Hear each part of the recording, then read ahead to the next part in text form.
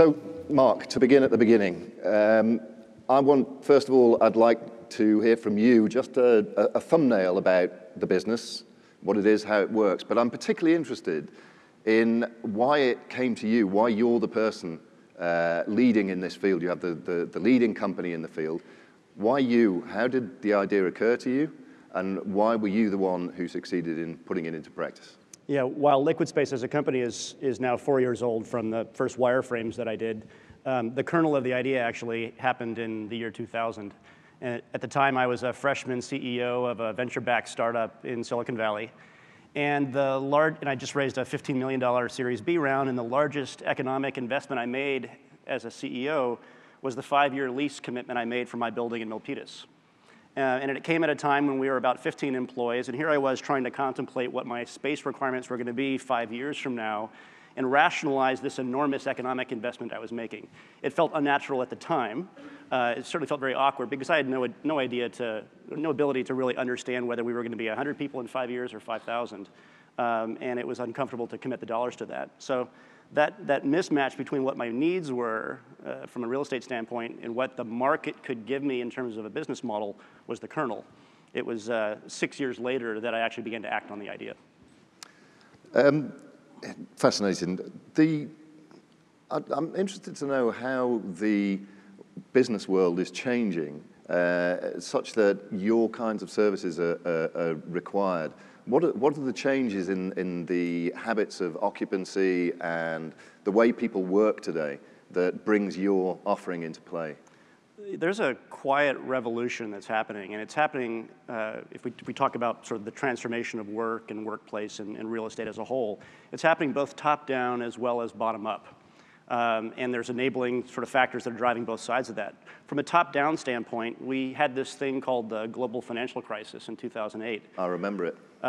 Which was an extraordinary period of time when most companies, and I didn't look back on Juniper's sort of stock price and earnings through that period, but most companies suffered mightily through that period. In fact, most companies, CFOs were walking around the building looking for places to improve on OpEx because top-line revenues weren't growing. And at that window of time, 2008, 2009, something came into clear focus in most companies, and it was the gross underutilization of their real estate. So people walking around the cube farms and the office buildings and the campuses looking for cost savings, and suddenly the fact that most desks sit empty much of the time came into view. The idea of using space more efficiently wasn't new at that time, but the driver, the imperative to improve overall earnings per share happened there top down. So that set real estate transformation on a new course. The other phenomenon is bottoms up. And this little thing that also happened around 2008 is a key driver there. We have now, inside the enterprise, an extraordinary consumerization effect happening. Individual employees are choosing the applications that live on this device, and they're choosing the goods and services that support their daily workday.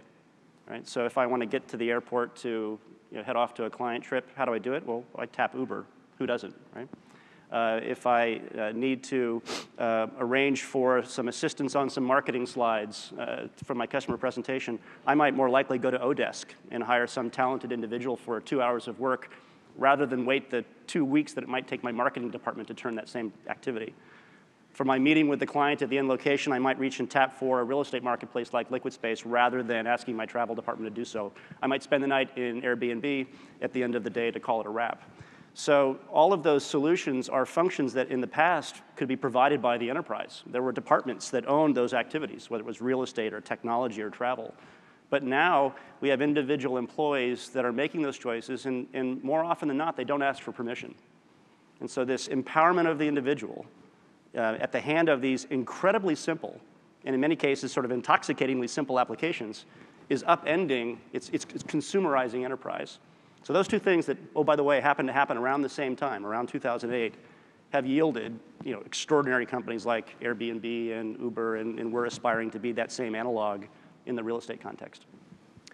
I'd like to go into that just a little bit more deeply, the way that the changes in technology have enabled your business. Yeah. Not just enabling you to take on the role that other people were performing in different marketplaces previously, but to transform the business and the way it works. Can you say a little bit more about that? Certainly. So, I mean, LiquidSpace is a marketplace, right? That's the business metaphor, model to consider. It has supply and demand. The idea of a marketplace isn't new. In fact, it's probably one of the 2 oldest business models in the world, right? And what a place to be referencing that. So it's not new, right? So, it's not new. But what is new and what has completely changed the arc of marketplaces is digital technology. And marketplace supply-demand business models empowered by mobile and web technology have yielded 3 very different outcomes with regards to marketplaces. Number 1, we're now seeing winner-take-all outcomes. The marketplace of 2,000 years ago was the local bazaar, and my cousin worked there, and its scalability was limited. If I wanted to open another bazaar, it was another piece of real estate, staffing, and the like. But now, in online marketplaces, we tend to see a winner-take-all outcome. And so, name the top sort of transportation marketplace.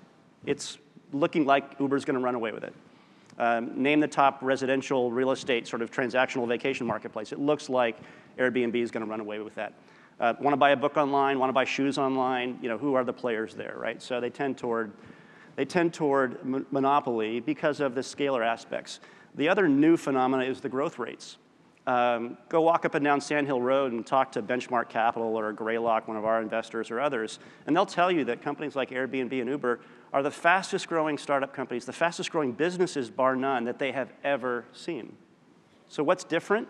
Well, in these 2 things is different in the business model. Number 1, they grow on network effects. And you guys are the plumbing, of course, for that. Thank you. But they grow on network effects. And so as the flywheel of awareness on the demand side increases, more people talk about it, they share it with their colleagues, it grows faster, and it becomes the place to shop. On the supply side, as the flywheel starts to turn, if you are a supply side participant, this is the marketplace you have to be in. Add in the social aspects and the sharing aspects that these devices can contribute, and you get that. The last piece of the 3, sort of what's different that technology enables, is the end-to-end experience. If you think about old brick and mortar marketplace, I walk to the store, I buy the product, I go off and use it. Think of early generation internet marketplaces. I go online, I book and ship, or I shop and purchase, I should say. But what we now have, and again, this is a key enabler of it, we now have true end-to-end experiences that bridge the digital and the physical world.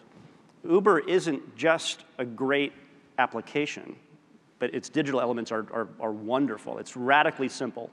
Shallow architecture, open the app, 1 click, and you're done. It's also an incredible physical experience by all the things you don't have to grieve about, right? They are curating the supply. I don't have to reach for my wallet. So my experience doesn't end with the purchase. It carries through to the physical use of the service. Now, we're doing the same thing in the real estate world. It's not just about finding and procuring a space to work or to meet or to base your new team. It's also about attending to the experience you have in that physical location. And technology can weave into that. In our case, I booked that meeting in New York for Friday at 2 o'clock. The meeting's running long. So I'm in the space. The meeting's running long. I might reach back to that digital companion, LiquidSpace, and extend the meeting. Afterwards, I step back into the digital realm to provide the rating that my colleagues appreciate and the rest of the marketplace thrives on. So. Cool. You mentioned winner-takes-all strategies, and this is the outcome in many of these marketplaces. Just to put you on the spot, is that what you're aiming for? And where are you in that journey? Certainly what we're aiming for. And in fact, I think we can't afford not to, because there will be a winner. I think that's based upon the fundamentals now of how these marketplaces can play. The rate that they grow, the intrinsic sort of winner-take-all value of a marketplace being dominant. The best supply will want to be in the best marketplace. The discriminating customer is going to go shop first in the best marketplace. So if we don't grab that mantle, someone else will. So there's that existential terror I live with every day. As we've defined it, we now have, early as we are, we're a couple of clicks behind some of the other company names I've referenced.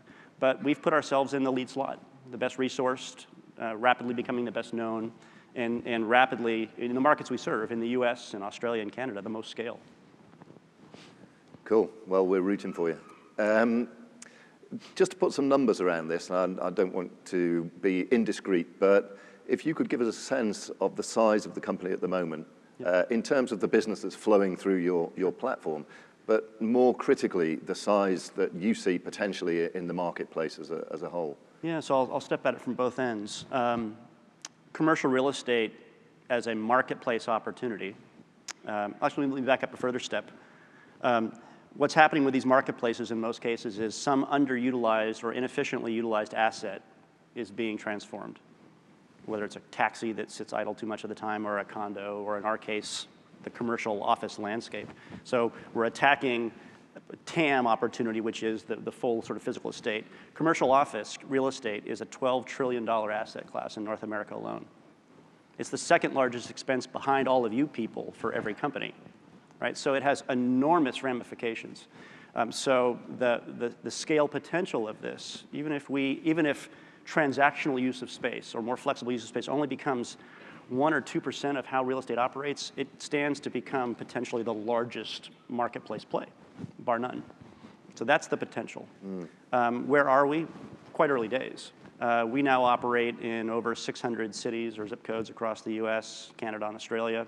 We're doing tens of thousands of transactions a month.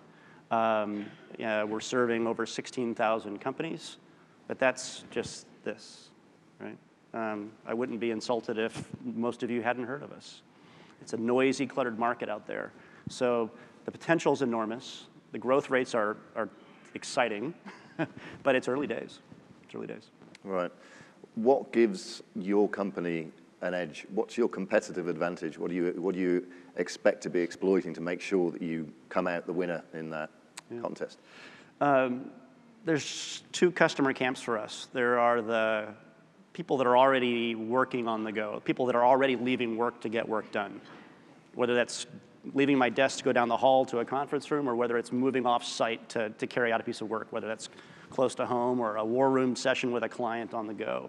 So the people that are already working in that way is one category for us.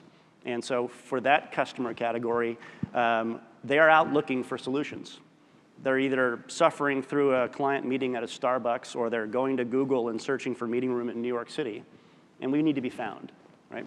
And when they do try us, it's vital that we win them with two things: simplicity, right? So that we have to deliver that radical simplicity from an end-to-end standpoint. With Uber, I can open the app and tap the button, and the car comes to me. Couldn't be more simple. We have to attend with some more details than that, so our experience may never be as shallow as that, but we have to be a transactional experience that's exponentially better than the way real estate used to be done.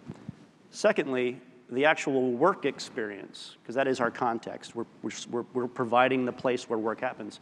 That work experience that our customers have in the venue that they transacted through LiquidSpace, whether it's for a meeting that lasts an hour, or an agile project team space that lasts for 3 months, or a startup office that lasts for a year.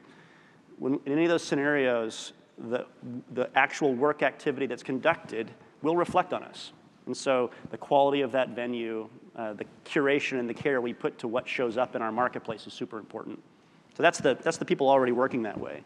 The other category is the larger percentage of the working populace that whose eyes we want to open to the possibility to take more control and ownership over how and where they work, to politely say no to the cube farm, or to this notion that the employer can prescribe the best space for me. Well, you and I may have gone to the same university, we may have the same job, we may be sitting side by side, working for the same manager, but it's quite likely that the environments that you and I thrive in couldn't be more different. The best workplace for any sort of activity is going to be a function of the task and also the temperament of the individual. And so we're trying to now drive awareness and to inspire the working world to consider choice and to exercise choice. And so that's an awareness game, right? So hold on to and delight the people that are already working this way, and then open new people's eyes and companies' eyes to the efficiency and the opportunity to exercise choice. I want to go back to the technology question. I mean, you've mentioned already, I think it's well established and everybody would understand that it's the transformation in technology over the last 10, 15 years that's permitted you to come out with this business model. What I'm interested to understand is how you perceive the next 5 years in terms of technology. I mean, this world never stays still. Is it a question of more of the same, faster, more volume, bigger, or are there technological changes coming down the pipe that you think are going to offer you the opportunity to take a next transformational step in your business? Without question, and it's a constant battle to keep up with what technology can do to enrich a service offering or a product offering. So, fail fast forward, constantly innovating, experimenting. I'd say broadly speaking, what you all as discriminating consumers can expect of services like LiquidSpace is they're just going to get smarter and smarter. I mean, the obvious things will happen. They'll scale. So they'll be in more places. The shelves of our store will be stocked with more and better inventory, serving more use cases. But from a technology standpoint, the invisible thing that's going to be happening is that the application is going to get smarter and smarter. It'll become more and more context aware. The best thing I can do for you as a consumer is to understand all of your history in my store and to leverage that in a useful and benevolent way to speed you to the best outcome as fast as possible. As I mentioned earlier, the best space, the best environment for you to carry out your next work assignment is going to reflect you personally and your task, right? And the more that I can understand that context and pull from the millions of potential places where you might work in our marketplace and show you the one that will be best, that'll be the magic, that you can just trust this application. Now, how does that happen? That's big data, right? That's the algorithms and the data science harnessing all of the information that we're accumulating with every one of those tens of thousands of transactions. So I'd say that's the big thing for us. Of course, there's also going to be platforms and means by which I transact that we haven't fully wrapped our heads around. So we got to stay appraised on that. You, in common with many of the sort of entrepreneurs of your generation and in your marketplace, let's put it bluntly, you've disrupted the hell out of the market that you're in. In many cases, this is a kind of confrontational situation that people find themselves in. But it strikes me that in your case, you have there's a quality that you're releasing value for traditional companies that are already that are using the old traditional marketplaces. Yeah. And so, in a sense, there's a positive symbiosis between you and the old style companies. Is that a fair reflection of the way it works? Or would it be overly hopeful to imagine that you don't come across people who wish you weren't there? We certainly will. And in some ways, I think maybe part of the reason why we chose the course that we did, working in symbiosis with the sort of real estate ecosystem, is that I started this company when I was 44, not when I was 21. Right? So I had 20 plus years of experience in that enterprise ecosystem. So when I started LiquidSpace, I knew I wanted to empower the establishment, but also kick its ass and move it down the road toward a more efficient outcome. So along the way of building LiquidSpace, we capitalized and resourced it at the start the usual way. Reid Hoffman invested in us, so we got our Silicon Valley venture capital money. But then in the next round of funding, I went out and drew in Steelcase, the world's largest furniture manufacturer, and I drew in C.B. Richard Ellis, the world's largest real estate service provider. These are some of the people that are being disrupted by our business model. So we wanted them to be stakeholders because in the future, if we're lucky, we're going to change how and where you work. We're going to make it delightfully simple, and you're going to all be more productive. And oh, by the way, your management is all going to be enjoying the fact that you're spending a lot less money on real estate capital, and you're going to get more engaged employees out of it. Right? So I wanted to go and drive that outcome, but there still needs to be settings where work can happen. There still are chairs to be sold. There still are real estate spaces that have to be built and transacted. So we want to, again, kick the butt of those constituents and point their eyes toward where the new places that work will be happening is. And so it was a conscious effort to draw in some of that establishment. Now, there's an uneasy tension there because at C.B. Richard Ellis, for example, they make the vast majority of their revenue doing large block transactions of real estate. And in 2 months' time, I'm going to be announcing the next wave of LiquidSpace, which is the ability to book space for months at a time. So we're not going to be just the meeting that you can buy, but we can be the primary office. We can be the sales office for Juniper, right? Now that starts to strike, and we're disrupting the 10-year lease or the 5-year lease that you might be paying for those 50 sales offices. we're going to give you economic flexibility. No, that's going to start to cut to the establishment. So yeah, there'll be some tension, but we're well-intentioned. It's going to be an exciting journey to watch, I think. Before we came out, I checked my LiquidSpace app, and I discovered that actually you and I could have had this conversation in any number of places within walking distance, maybe not walking distance, of here, for $30. And we would have got a cup of coffee too. Yeah. But all of these people wouldn't have been able to join us. That would have been a shame. Please join me in thanking Mark for his insights today. Thank you. Thanks.